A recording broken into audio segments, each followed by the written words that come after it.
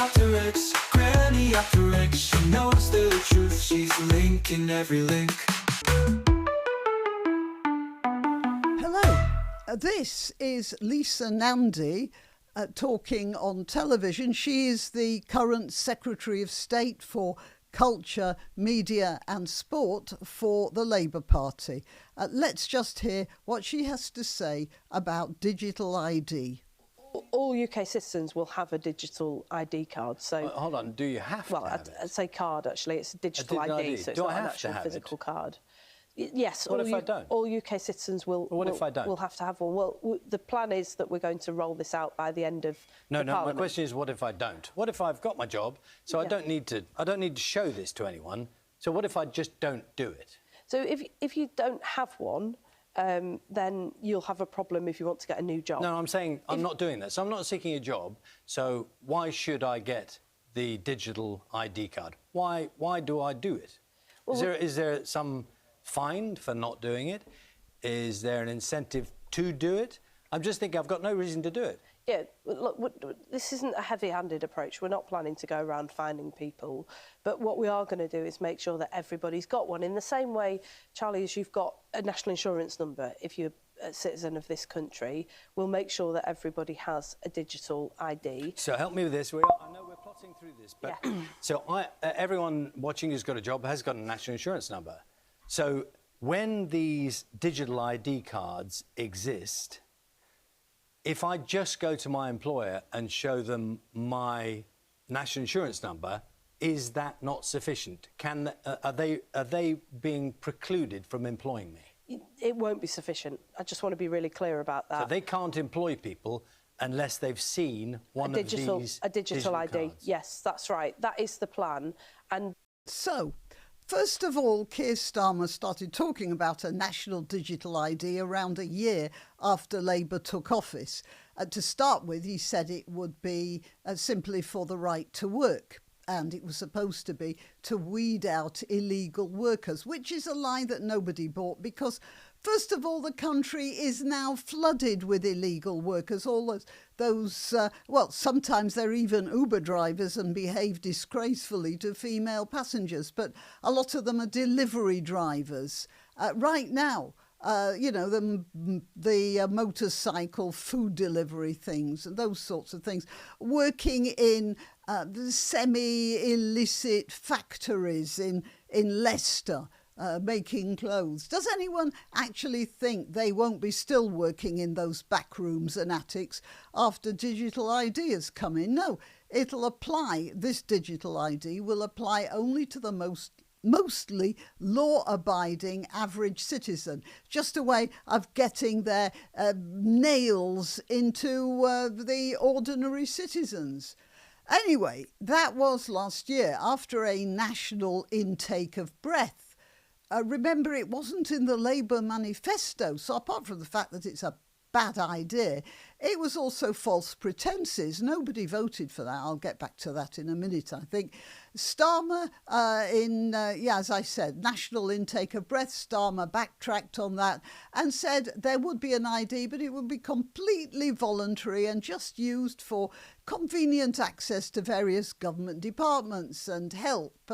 And he even gave it a different name. He called it the Digital Access to Services Bill, which, he said it would modernise access to public services. Oh, how socialists love the word modernise.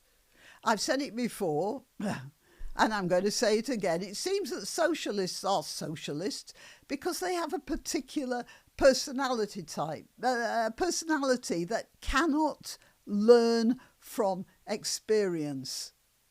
And the big experience is that governments can't keep digital secrets, however much they spend on them. And, by the way, the costs for the digital ID is going to run into billions. They say it's billions now. It's going to be trillions by the time they've finished because nothing is ever as cheap as a government suggests it might be when it starts out with a venture like this.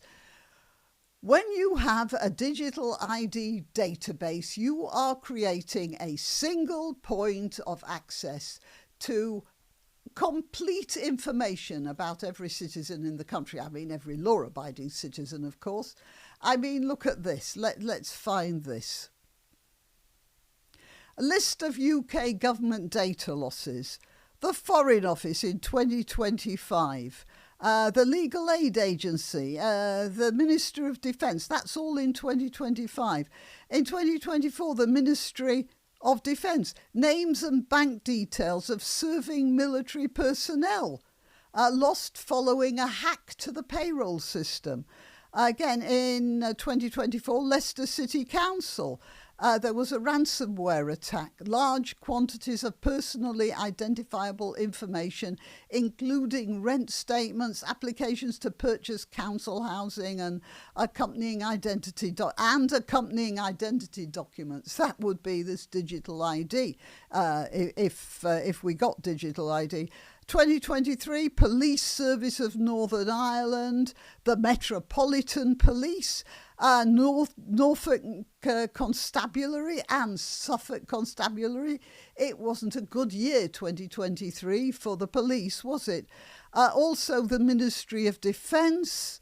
Oh yeah, that's because a number of emails were sent to .ml rather than .mil, human error, and so whoever .ml was, who is .ml anyway?